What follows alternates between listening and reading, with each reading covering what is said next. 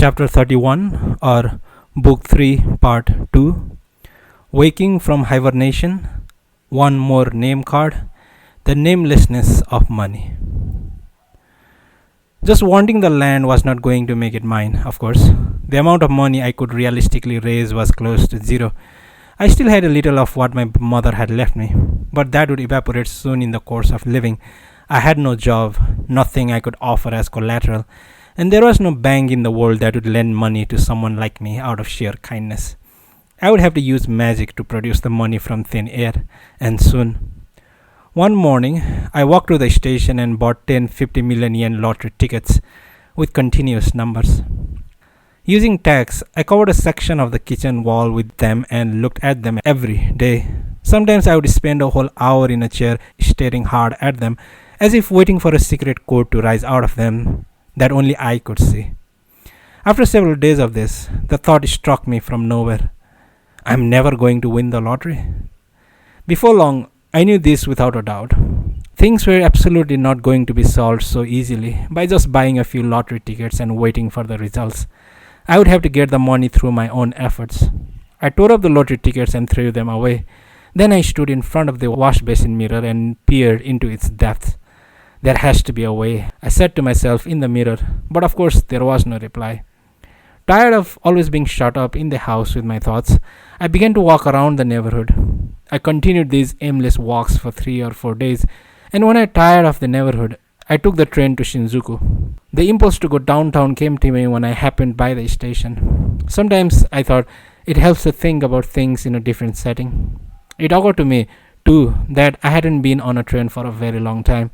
Indeed, while putting my money in the ticket machine, I experienced the nervousness one feels when doing something unfamiliar. When had I last been to the streets of the city? Probably not since I followed the man with the guitar case from the Shinjuku West entrance, more than 6 months earlier. The sight of the crowds in Shinjuku station I found overwhelming. The flow of people took my breath away and even made my heart pound to some extent, and this wasn't even rush hour. I had trouble making my way through the crush of bodies at first. This was not so much a crowd as a raging torrent, a kind of flood that tears the whole houses apart and sweeps them away. I had been walking only a few minutes when I felt the need to calm my nerves. I entered a cafe that faced the avenue and took a seat by one of its large glass windows. Late in the morning, the cafe was not crowded. I ordered a cup of cocoa and half-consciously watched the people walking by outside. I was all but unaware of the passage of time. Perhaps 15 minutes had gone by, perhaps 20, when I realized that my eyes had been following its polished Mercedes-Benz, Jaguar, and Porsche that crept along the jam-packed avenue. In the fresh morning sunlight after a night of rain, these cars sparkled with almost painful intensity, like some kind of symbols. They were absolutely spotless. Those guys have money. Such a thought had never crossed my mind before. I looked at my reflection in the glass and shook my head. This was the first time in my life I had a desperate need for money.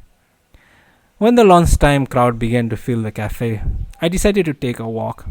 I had no particular goal other than to walk through the city I had not seen for so long. I walked from one street to another, my only thought being to avoid bumping into the people coming toward me. I turned right or left or went straight ahead, depending on the changing of the traffic signals or the whim of the moment. Hands in pockets, I concentrated on the physical act of walking, from the avenues with their rows of department stores and display windows, to the back alleys with their garishly decorated porno shops, to the lively streets with movie theaters, through the hushed precincts of a Shinto shrine, and back to the avenues. It was a warm afternoon, and close to half the crowd had left their coats indoors. The occasional breeze felt pleasant for a change. Before I realized it, I found myself standing in familiar surroundings. I looked at the tiles beneath my feet, at the little sculpture that stood there, and at the tall glass building that towered over me. I was standing in the middle of the small plaza outside the high-rise, the very one where I had gone last summer to watch the people passing by, as my uncle had advised me to do. I had gone last summer to watch the people passing by.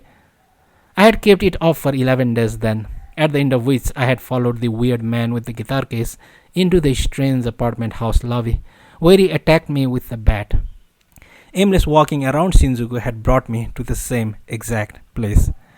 As before, I bought myself coffee and a donut at Dunkin' Donuts and took them with me to the plaza bench. I sat and watched the faces of the people passing by, which put me in an increasingly calm and peaceful mood. It felt good for some reason I could not fathom, as though I had found a comfortable niche in a wall where people would not notice me watching them. It had been a very long time since I had had such a good look at people's faces, and not only people's faces, I realized. I had hardly looked, rarely looked, at anything at all over these past 6 months. I sat up straight on the bench and poised myself to look at things. I looked at the people, I looked at the buildings soaring overhead, I looked at the spring sky where the clouds had parted, I looked at the colorful billboards. I picked up a newspaper lying close by and looked at it. Color seemed gradually to be returning to things as evening approached. The next morning I took the train to Shinjuku again.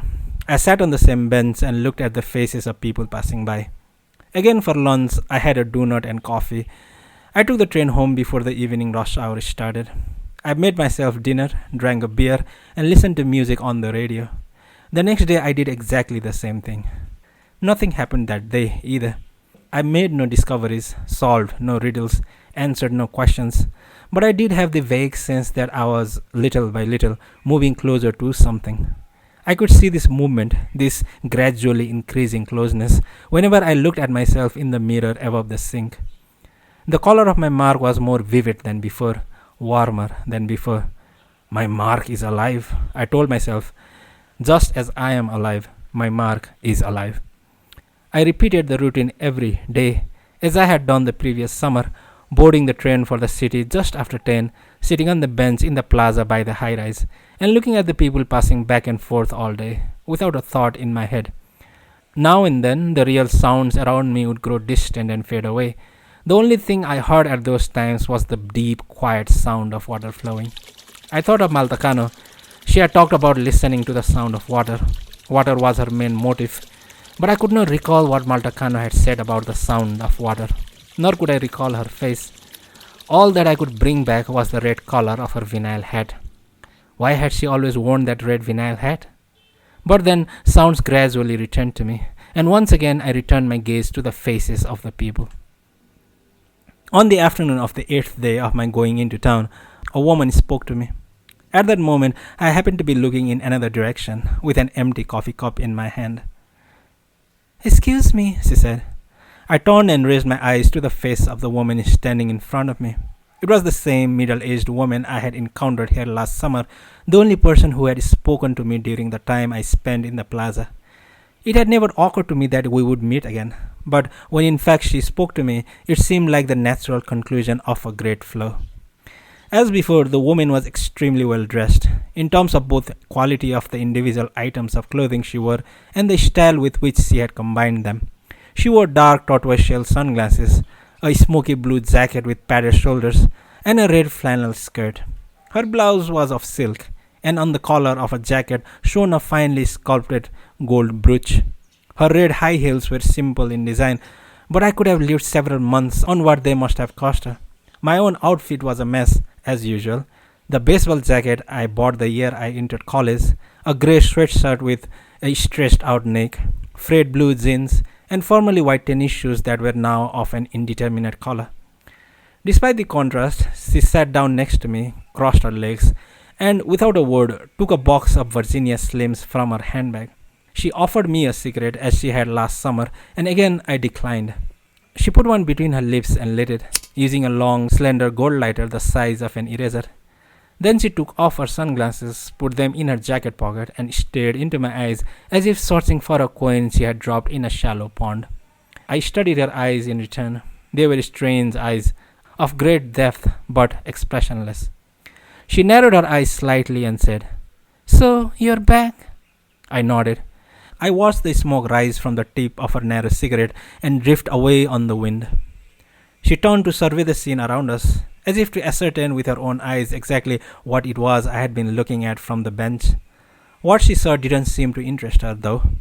She turned her eyes to me again. She stared at my mark for a long time, then at my eyes, my nose, my mouth, and then my mark again. I had the feeling that what she really wanted to do was inspect me like a dog in a show, pry my lips open to check my teeth, look into my ears, and whatever else they do. I guess I need some money now, I said. She paused a moment. How much? 80 million yen should do it. She took her eyes from mine and peered up at the sky as if calculating the amount. Let's see. If I take that from there and move this from here. I studied her makeup all the while. The eyeshadow faint, like the shadow of a thought. The curl of the eyelashes subtle, like some kind of symbol. That's not a small amount of money, she said, with a slight diagonal twist of the lips. I'd say it's enormous. Her cigarette was only 1/3 smoked when she dropped it to the ground and carefully crushed it beneath the sole of her high-heeled shoe. Then she took a leather calling card case from her slim handbag and thrust a card into my hand. Come to this address at exactly 4 o'clock tomorrow afternoon, she said. The address, an office building in the wealthy Akasaka district, was the only thing on the card. There was no name. I turned it over to check the back, but it was blank. I brought the card to my nose, but it had no fragrance. It was just a normal white paper card. No name, I said. She smiled for the first time and gently shook her head from side to side. I believe that what you need is money. Does money have a name? I shook my head as she was doing. Money had no name, of course. And if it did have a name, it would no longer be money. What gave money its true meaning was its dark night namelessness, its breathtaking interchangeability. She stood up from the bench. You can come at 4 o'clock then? If I do, you'll put money in my hand? I wonder, she said, a smile at the corner of her eyes like wind patterns in the sand. She surveyed the surrounding scene one more time, then smothered her skirt with a perfunctory sweep of the hand. Taking quick steps, she disappeared into the flow of people. I went on looking at the cigarette she had crushed out, at the lipstick coloring its filter end. The bright red reminded me of Maltacano's vinyl hat. If I had anything in my favor, it was that I had nothing to lose, probably.